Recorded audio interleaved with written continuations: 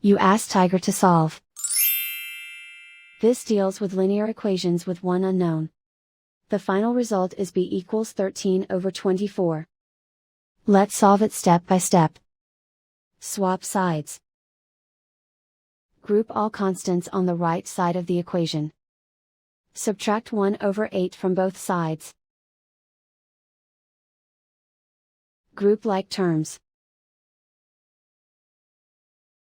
Combine the fractions. Combine the numerators. Reduce the zero numerator. Simplify the arithmetic. Find the lowest common denominator. Multiply the denominators. Multiply the numerators. Combine the fractions.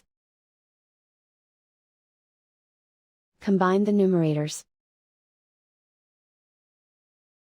And so the final result is b equals 13/24.